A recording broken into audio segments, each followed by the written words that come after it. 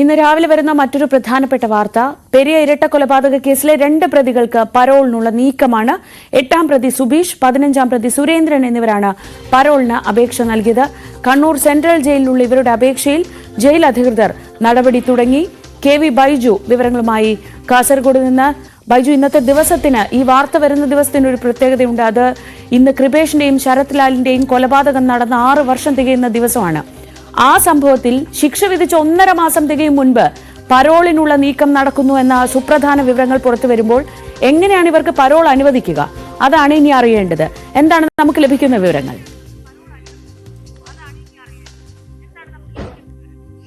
തീർച്ചയായും ശ്രീജ സൂചിപ്പിച്ചതുപോലെ തന്നെ ഇന്നേക്ക് 6ാം ചരമവാർഷിക ദിനമാണ്.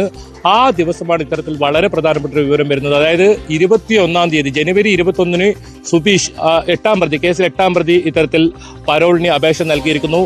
അതോടൊപ്പം ജനുവരി 22-ന് സുരേന്ദ്രൻ ഇതിലെ 15ാം പ്രതിയാണ്. ഇത്തരത്തിൽ 2 പേരാണ് ഇപ്പോൾ പരോളിന് അപേക്ഷ സമർപ്പിച്ചിരിക്കുന്നത്. എന്തായാലും ഈ കാര്യത്തിൽ സർക്കാർ ഇവർക്ക് പരോൾ നൽകാനുള്ള നടപടിക്രമങ്ങൾ ആരംഭിച്ചു കഴിഞ്ഞിരിക്കുന്നു. പോലീസ് റിപ്പോർട്ട് തേടി ഇത് സംബന്ധിച്ച് പോലീസ് റിപ്പോർട്ടും സമർപ്പിച്ചു കഴിഞ്ഞിരിക്കുന്നു. ഇനി ജയിൽ ഉപദേശക സമിതിയാണ് ഇത് സംബന്ധിച്ച് അന്തിമ തീരുമാനമെടുക്കേണ്ടത്. അതിനുശേഷം സർക്കാരിലേക്ക് ഈ പരോൾ അപേക്ഷ സമർപ്പിക്കും.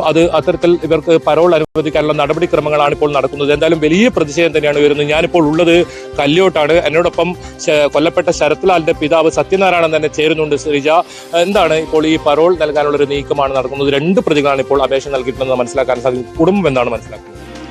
വളരെയധികം വേദനാജനകം, സങ്കടകരവുമായ ഒരു കാര്യമാണ് ഈ സർക്കാർ ചെയ്യുന്നത്. അത് നമ്മൾക്ക് കുടുംബത്തിന് മാത്രമല്ല, ഈ കേരള ജനതയ്ക്ക് മൊത്തം ഒരു പ്രയാസമുണ്ടാക്കുന്ന ഒരു കാര്യമാണ് ഇവർ ചെയ്തു കൂട്ടുന്നത്.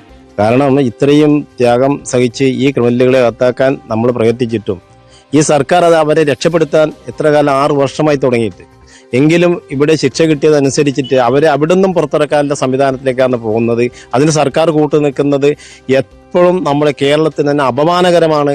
ഈ ജനങ്ങൾക്ക് തന്നെ ഒരു ഭയാനകമായ ഒരു അന്തരീക്ഷം സൃഷ്ടിക്കുകയാണ് ഇപ്പോൾ ഈ സർക്കാർ ചെയ്യുന്നത്. പക്ഷെ അവര് ഇനിയിപ്പോൾ ജയിൽ സൂപ്രണ്ടിന്റെ അതിന്റെ ഉപദേശക സമിതി അംഗമായ P. ജയരാജൻ അദ്ദേഹം എന്ത് പറഞ്ഞാൽ ഇതിന്റെ റിപ്പോർട്ട് അനുകൂലമായി കൊടുക്കാതിരിക്കില്ല. കാരണം അയാൾ അവരെ സംരക്ഷിക്കാൻ നിൽക്കുന്ന ഒരാളാണ്, ആ ജയിലിന്റെ ഉത്തരവാദിത്തപ്പെട്ടവരാണ്. അപ്പോൾ ഈ റിപ്പോർട്ടിന്റെ അടിസ്ഥാനത്തിൽ സർക്കാർ എന്ത് ചെയ്യും എന്നുള്ളത് നോക്കിക്കാണുകയാണ്. പരമാവധി നമ്മുടെ നിയമപരമായി നമുക്ക് എന്ത് ചെയ്യാൻ പറ്റുമോ അത് നമ്മൾ ചെയ്യും. പക്ഷേ ഈ സർക്കാർ ഇത്രയും നീചമായ പ്രവൃത്തി ഇനി അതും ചെയ്യില്ല എന്നുള്ളൊരു വിശ്വാസത്തിലാണ് നമ്മൾ നിൽക്കുന്നത്. സർക്കാരിന് കൂട്ടുനിൽക്കാൻ പാടില്ല. ഇനിയെങ്കിലും കുറ്റം ചെയ്തവർക്ക് ശിക്ഷ കിട്ടാനുള്ള സംവിധാനത്തിലേക്ക് സർക്കാർ നിയമപരമായി പോകണം എന്ന് മാത്രമേ നമുക്ക് പറയാനുള്ളൂ. ഈ തുടരന്വേഷണം ആവശ്യപ്പെടാൻ നിൽക്കുന്ന ഒരു ഘട്ടത്തിലാണ് ഇത്തരത്തിൽ പരോൾ എന്ന ഒരു വിവരം കൂടി പുറത്ത് വിടുന്നത്. അതിൽ ന്യൂസ് 8-നാണ് ഈ വിവരം ഇന്ന് ആദ്യം തന്നെ പുറത്തു വിടുന്നത്. അപ്പോൾ എങ്ങനെയാണ് കുടുംബം ഈ തുടരന്വേഷണവുമായി മുന്നോട്ട് പോകാനാണോ? ഇത് സംബന്ധിച്ച് എങ്ങനെയാണ് നീക്കങ്ങൾ? തുടരന്വേഷണമായിട്ട് നമുക്ക് മുമ്പോട്ട് പോകും. അത് മാത്രമല്ല, ഇപ്പൊ 10 പേരെ പുറത്ത് വിട്ടിട്ടുണ്ട്. വെറുതെ വിട്ട് ഈ പ്രതികൾക്കെതിരെ അപ്പീൽ പോകാനുണ്ട്. പിന്നെ ഇവർ അപ്പീൽ കിട്ടി ഇപ്പോൾ അപ്പീൽ കൊടുക്കേണ്ട 4 പേരെ, ഇതിന്റെ ഉന്നതരായ 4 പേരെ ഇപ്പൊ പുറത്ത് ജാമ്യത്തിൽ വിട്ടിരിക്കുകയാണ്. അവരിപ്പോ ഹൈക്കോടതിയിൽ കേസ് നടത്തുന്നുണ്ട്. പക്ഷെ കേസ് കൊണ്ട് നമ്മൾക്ക് എല്ലാ കേസുകളും നോക്കാനുണ്ട്. അതിന്റെ ഇടയിലാണ് ഇവര് ശിക്ഷ കിട്ടിയവരെ ഒക്കെ പുറത്തിറക്കാനുള്ള ഒരു സംവിധാനത്തിലേക്ക് പോകുന്നത്. ഈ സർക്കാരിനെ കുറിച്ച് ആലോചിച്ച് നമ്മൾക്ക് വളരെയധികം സങ്കടകരമായ കാര്യമാണ്. ഈ കേരള ജനതയെ, ഈ കേരളത്തിനെ ആകെ ഒരു അന്ധകാരത്തിലേക്ക് കൊണ്ടുവന്ന ഒരു പ്രവൃത്തിയാണ് ഇപ്പോൾ സർക്കാർ ചെയ്യുന്നത്. അതിൽ കൂട്ടുനിൽക്കില്ല എന്നുള്ള ഒരു വിശ്വാസത്തിൽ നമ്മളിപ്പോൾ കഴിഞ്ഞുകൂടും. എന്നാലും കുടുംബം, ശ്രീജ പ്രതികരിച്ച് മനസ്സിലായല്ലോ, അത്തരത്തിൽ ഈ പരോൾ അനുവദിക്കില്ല എന്നൊരു പ്രതീക്ഷയാണ് കുടുംബം ഇപ്പോൾ പങ്കുവച്ചത്.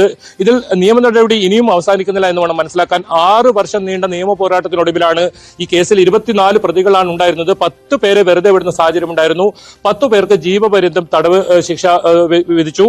4 പേർക്ക് ഇത്തരത്തിൽ 5 വർഷം തടവായിരുന്നു. ഇവർ ഇപ്പോൾ മേൽക്കോടതിയെ സമീപിച്ചതിനെ തുടർന്ന്, അപ്പീൽ നൽകിയതിനെ തുടർന്ന് ഇവരുടെ കേസ് സ്റ്റേ ചെയ്തിരിക്കുകയാണ്. ഇവർക്ക് ജാമ്യം ലഭിച്ചിരിക്കുന്ന ഒരു സാഹചര്യം കൂടിയുണ്ട്. എന്തായാലും ഈ കാര്യത്തിൽ കുടുംബം സർക്കാരിൽ ഇപ്പോഴും ഒരു നേരിയ പ്രതീക്ഷ കുടുംബം വയ്ക്കുന്നുണ്ട്.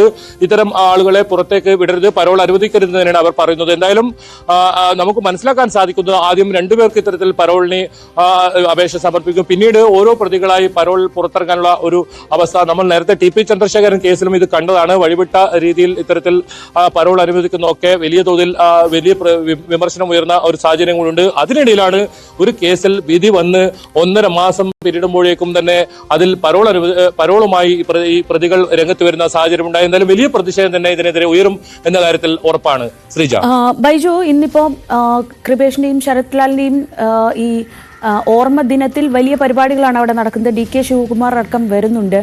ഈ ഒരു ദിവസം ഇങ്ങനെ ഒരു വാർത്ത വരുന്നത് സ്വാഭാവികമായും അവരുടെ ഇടയിലും വലിയ പ്രതിഷേധം ഉണ്ടാക്കുമല്ലോ. എങ്ങനെയാണ് ഇന്നത്തെ ദിവസം അവിടെ ആചരിക്കുന്നത്?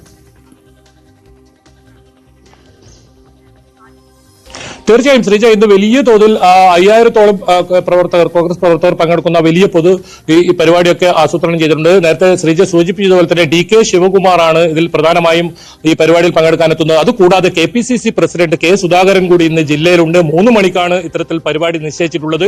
വൈകിട്ട് 4 മണിയോടുകൂടി കല്യോട്ടാണ് വലിയ തോതിലുള്ള ഈ പരിപാടി സംഘടിപ്പിച്ചിട്ടുള്ളത്. അതിനിടയിലാണ് ഇത്തരത്തിലുള്ള ഇവർക്ക് ഈ പ്രതികൾക്ക് പരോൾ അപേക്ഷ എന്ന ഒരു വാർത്ത പുറത്തു വരുന്നതും. ഏതായാലും കുടുംബം അത് സംബന്ധിച്ച് വളരെ പ്രതീക്ഷയോടെ ഇനിയും അവസാനത്തെ ഒരു പ്രതീക്ഷ സർക്കാരിൽ ഉറപ്പിച്ച് തന്നെയാണ് നിൽക്കുന്നത്. എന്നാലും വിപുലമായ പരിപാടിയാണ് 6ാം ചരമവാർഷിക ദിനത്തോടനുബന്ധിച്ചുള്ളത്. വലിയ തോതിലുള്ള പ്രവർത്തകരൊക്കെ ഇനി ഇവിടത്തേക്ക് എത്താനുണ്ട്. ഞാനിപ്പോൾ ഉള്ളത് കല്യോട്ടാണ്. ഇതിപ്പോൾ ശരത്ലാലിന്റെ വീടാണ്. ശരത്ലാലിന്റെ വീട്ടിലാണ് നമ്മളിപ്പോൾ ഉള്ളത്. ഇതിന് തൊട്ടടുത്താണ് സ്മൃതി മണ്ഡപം. അവിടെയാണ് പരിപാടികളൊക്കെ ഉള്ളത്. ഉച്ചയോടുകൂടി തന്നെ DK ശിവകുമാർ എത്തുന്നുണ്ട്. DK ശിവകുമാർ ആദ്യമായാണ് കാസർഗോഡ് ജില്ലയിൽ ഒരു പൊതുപരിപാടിക്ക് അല്ലെങ്കിൽ ഇത്തരത്തിലുള്ള ഒരു പരിപാടിക്ക് എത്തുന്നത്. എന്തായാലും ഇതിൽ KPCC പ്രസിഡന്റിന്റെ പ്രതികരണം വളരെ പ്രധാനമാണ്. ഈ കാര്യത്തിൽ അദ്ദേഹത്തിന്റെ പ്രതികരണം ഉണ്ടാവും. ഉച്ചയോടുകൂടിയാണ് നേതാക്കളെല്ലാം എത്തുന്നത്. വിപുലമായ പരിപാടികൾ തന്നെയാണ് ഈ 6ാം ചരമവാർഷിക ദിനത്തോടനുബന്ധിച്ച് ഇവിടെ സംഘടിപ്പിക്കുന്നതും. ശ്രീജ, KV ബൈജു ആണ് കാസർഗോഡ് നിന്ന് കല്യോട്ട് നിന്ന് വിവരങ്ങൾ നൽകിയത്. ഇന്ന് വലിയൊരു പരിപാടി തന്നെയാണ് അവിടെ സംഘടിപ്പിക്കുന്നത്. അതിനിടയിലാണ് ഇങ്ങനെ ഒരു വാർത്ത പുറത്തു വരുന്നത്.